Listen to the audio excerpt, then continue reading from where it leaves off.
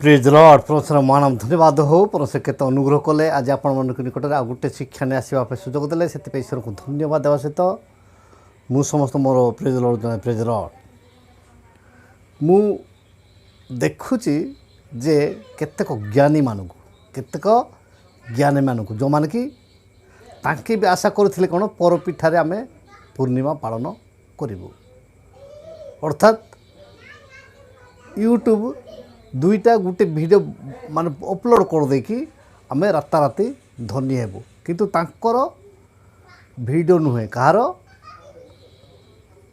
जड़े लिखिछंती बहुत माने गुड़ाए विषय लिखिछंती ताकू मैं देखुली जे लोकर माइंड रे गभीर केते कौन तांकर रिसर्च करुली देखिली जे तांकर बुद्धि आ से विषय आम शिक्षा पूर्व आम शास्त्र पाठ पढ़ा गीत 81 3 पद अमावास्या पूर्णिमा आंब मानक महोत्सव दिन रे तुरी बजाओ प्रभु ये पढ़ित वाक्य पूरे आम समस्त आशीर्वाद करूँ आम ये देखुचु अमावास्या पूर्णिमा आंब मानक महोत्सव दिन रे तुरी बजाओ एटा हूँ कौन ईश्वर को लोक मान कहुई जे तुम्हें अमावास्या पूर्णिमा कौन तुरी बजा किंतु अगस्ट 15 रे ए माने कौन कर तुरी बजाई जाइछन्ते कौन जे जातीय पताका पालन कले ना जातीय पताका पालन कले ना आरआई पाखक जाइछन्ती एवं सेठी से माने पार्टी करुछन्ते किंतु केते जण यूट्यूब देखी 2 वर्ष भितर 7 जन देखी एवं 3 जन सब्सक्राइब कर किंतु से महान व्यक्ति एमती जो लेखती ताहाकर लेखा को आपण शुणिले बा देखिले मुंड गरम हो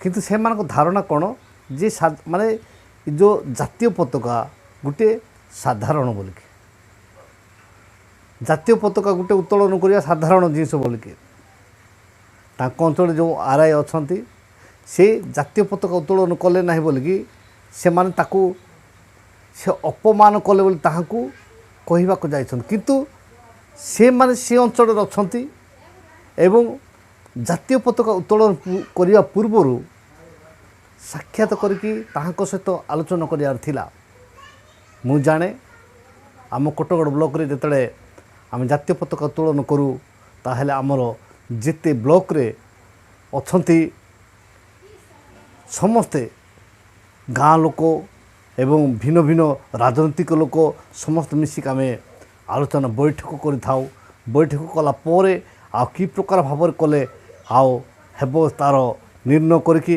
केते आओ मिठा आसब केमती कौन कराहेब केमती आयोजन कराहेब से आयोजन प्रस्तुत है पर जातीय पताका उत्तोलन कराहो वर्षक थरे बा अगस्ट 15 हो कि जानुआरी 26 हो किंतु ये बड़ बड़ माने ईश्वरंकर लोक माने ईश्वर लोक से मु मते टार्गेट कर तुम ईश्वर लोकों विरुद्ध जाऊच बोलिकी किंतु जो माने ईश्वर विषय जानी ना से मानक कि प्रकार भाव आयतरे से मानक मध्यरे जे निजर गुण को प्रकाश करा जीवो ताहा से मान जानी नाहांती जाइकी जातीय पताका धरी देकी हाँ चढ़ब ना हाँ स्वाधीनतार 78 वर्ष पर्व उपलक्षे देखुं आम पछरे अच्छे ताकि Nigamanguda RI circle post Dumripur panchayat Padampur थाना जिला कोरापुट आज अगस्ट 15 स्वाधीनतार 78 वर्ष पर्व उपलक्षे आम देखिपुँ जे ऑफिस रे गोटे पताका भी लगी ना जहाँ कि स्वाधीनतार घोर अपमान ये अपमान आम सही पारिबु नाही घोर अपमान कि अपमान जातीय पताका गोटे साधारण जिनिस नुहे पृथ्वीर जातीय पताका एवं भारतीय जातीय पताका भितर पार्थक्य पृथ्वीर अनेक स्टेट अच्छी अनेक अनेक जातीय पताका किंतु ଭାରତର ଜାତୀୟ ପତାକା ତାହାର ଭିନ୍ନତମ। ଆଉ ଭାରତର ଜାତୀୟ ପତାକାର ଅର୍ଥ ହେଉଛି ମାନେ ଗଭୀର। ସାଧାରଣ ଜାତୀୟ ପତାକା ନୁହେଁ। ଭାରତର ଜାତୀୟ ପତାକା ସାଧାରଣ ଜାତୀୟ ପତାକା ନୁହେଁ। ନିଜେ ଦେଖିଛନ୍ତି ଭଲରେ? ଆଉ କେବେ ଭାବିଛନ୍ତି ସେଠି କ'ଣ ଅଛି ରହସ୍ୟ?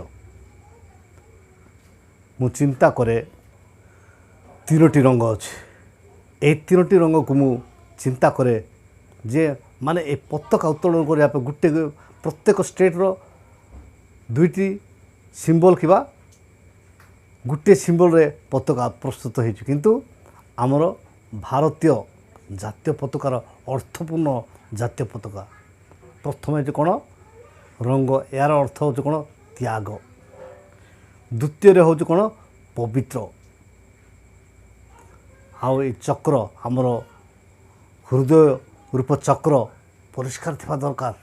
ଜାତୀୟ ପତାକା ଉତ୍ତୋଳନ କଲେ ତା'ର ଯେ ସବୁ ହେଇଗଲା ତାହା ଭାବନ୍ତୁ ନାହିଁ। ଏବଂ ଏଇ ଯେଉଁ ତଳେ ଯେଉଁଟା ଅଛି ଏଇଟା ହେଉଛି କ'ଣ? ଗ୍ରାସ୍, ମାନେ ଘାସ। ସବୁଜ ରଙ୍ଗ ହେଉଛି ବୃଦ୍ଧି ପାଇବା, ପ୍ରତିଟି କ୍ଷେତ୍ରରେ ବୃଦ୍ଧି ପାଇବା। ସେଥିପାଇଁ ଆପଣମାନେ ଭାବୁଛନ୍ତି ଯେ ଆମେ ଈଶ୍ୱରଙ୍କ ଲୋକ, ଆମେ ଈଶ୍ୱରଙ୍କୁ ପାଇଛୁ, ଆମେ ଜାଣିଛୁ, ତାହେଲେ ଆପଣମାନେ ଆଗରୁ ଯାଇକି ତାହାଙ୍କ ସହିତ ମିଶିବାର ଅଛି, କଥାବାର୍ତ୍ତା କରିକି ସାର୍ ଆମେ କେମିତି ଗୋଟେ ପାଳନ କରିବା। ଆପଣ ଆମ ଅଞ୍ଚଳର ଆସିଛନ୍ତି, ବହୁତ ଧନ୍ୟବାଦ। କିନ୍ତୁ ଆମେ ଭାବୁଛୁ ଯେ ଆପଣଙ୍କର ମାନେ ଯେଉଁ ଅଫିସ୍ ଫ୍ରଣ୍ଟରେ ଆମେ ଗୋଟେ ଜାତୀୟ ପତାକା ଉତ୍ତୋଳନ କରିବା ବୋଲି ଭାବୁଛୁ। ଆଉ କେମିତି କ'ଣ କରିବା ସେଇଟା ଆୟୋଜନ କରିବାର ଅଛି, କଥାବାର୍ତ୍ତା କରିବାର ଅଛି। ତାପରେ ଗୋଟେ ଆରମ୍ଭ କରନ୍ତୁ। ଆଉ ଏହି ପ୍ରକାର ଭାବରେ ଯାଇକି 15 ତାରିଖ ଜାତୀୟ ପତାକା ଉତ୍ତୋଳନ ସରିଲା, 18 ତାରିଖ ଦିନ ପକାଇ ଦେଇକି ଯେଉଁ ଏଇ ଗୋଟେ 2ଟା ଭିଡ଼ିଓ ପକାଇ ଦେଇକି ଯେଉଁ କୋଟିପତି ହେବି ଏଇ ମନୋଭାବ ଛାଡ଼ି ଦିଅନ୍ତୁ। ଲୋକଙ୍କ ପାଇଁ ସେବା କରନ୍ତୁ ଏବଂ ଈଶ୍ୱର ଠିକ୍ ସମୟରେ ଆଶୀର୍ବାଦ କରିବେ। ଆଉ କୁଚିନ୍ତା, କୁକଳ୍ପନା, କୁଭାବନା ରଖନ୍ତୁ ନାହିଁ। ହୃଦୟକୁ ସଫା ରଖନ୍ତୁ। ଆମର ଯେମିତି 3ଟି ରଙ୍ଗ, ତ୍ରିରଙ୍ଗ। ଆମର ଈଶ୍ୱରଙ୍କ ମଧ୍ୟ ତୃତୀୟ ଈଶ୍ୱର କୁହାଯାଏ ଯେ ପିତା, ପୁତ୍ର, ପବିତ୍ର ଆତ୍ମା। ଏହି ପ୍ରକାର ଭାବରେ ଆମର ଆତ୍ମା, ପ୍ରାଣ, ଶରୀର এই ସମସ୍ତ ବିଷୟ ନିର୍ମଳ ରଖନ୍ତୁ ଏବଂ ଲୋକଙ୍କୁ ସାହାଯ୍ୟ କରିବା ଉଦ୍ଦେଶ୍ୟରେ, ଲୋକଙ୍କୁ ଉପକାର କରିବା ଉଦ୍ଦେଶ୍ୟରେ, ଲୋକଙ୍କୁ ଠିକ୍ ଜିନିଷ ଶିକ୍ଷା ଦେବା ଉଦ୍ଦେଶ୍ୟରେ ଆପଣ ଅଗ୍ରସର ହୁଅନ୍ତୁ। ଈଶ୍ୱର ଆପଣମାନଙ୍କୁ ଠିକ୍ ସମୟରେ ଆଶୀର୍ବାଦ କରିବେ। ନହେଲେ ଖାଲି ଏଇ ଯେଉଁ ହାତୀ ଗଲା ପରେ କୁକୁର ଭୁକିବ, ଯେମିତି ଆପଣ ଯେଉଁ ପତାକା ଉତ୍ତୋଳନ ସରିଲା ପରେ ପଛରେ ଯାଇକି ଆଉ ଚଳିବ ନାହିଁ, ଜଳିବ ନାହିଁ, ଏଇ କୌଣସି ପ୍ରକାର ଚଳିବ ନାହିଁ। ବର୍ଷଟା ଭିତରେ 2024ରୁ 2025 ହେଲାଣି, କିନ୍ତୁ 7 ଜଣ ଦେଖିଛନ୍ତି। ଦୁଃଖଦାୟକ ବିଷୟ। ଶାସ୍ତ୍ର ଲେଖା ହେଇଛି ଆରମ୍ଭ କରିବା ଅପେକ୍ଷା ସମାପ୍ତ କରିବା ଭଲ। ଯଦି ୟୁଟ୍ୟୁବ୍ ଓପେନ୍ କରିଛନ୍ତି, ଆପଣ ପାଖରେ ଭଲ ଗୁଣ ଅଛି, ଆପଣ ଭାବୁଛନ୍ତି ଯେ ଲୋକମାନଙ୍କୁ ମୋ ମାଧ୍ୟମରେ ଅନେକ ଶିକ୍ଷା ଦେବେ ବୋଲି ଭାବୁଛନ୍ତି, ତାହେଲେ ଅଗ୍ରସର ହୁଅନ୍ତୁ ଆଉ ପରସ୍ପର ସାହାଯ୍ୟ କରିବେ। ନହେଲେ ଏଇ ଗୋଟେ 2ଟା ଭିଡ଼ିଓ କାହାର କୋଠୁ ଆଣିଦେଇକି ପକାଇ ଦେଇକି ରାତାରାତି ଆଉ ମୁଁ ଧନୀ ହେବି ଏଇ ମନୋଭାବ ଛାଡ଼ନ୍ତୁ। ସତ୍ୟ ପଥରେ ଚାଲନ୍ତୁ। ଈଶ୍ୱର ଠିକ୍ ସମୟରେ ଆଶୀର୍ବାଦ କରିବେ। ଆଜିର ଏହି ଅଳ୍ପ ଶିକ୍ଷା ଉପରେ ପ୍ରଥମ ପ୍ରତ୍ୟେକଙ୍କୁ ଆଶୀର୍ବାଦ କରନ୍ତୁ। ରହିଲି, ନମସ୍କାର, ପ୍ରେଜ୍ ଦ ଲର୍ଡ।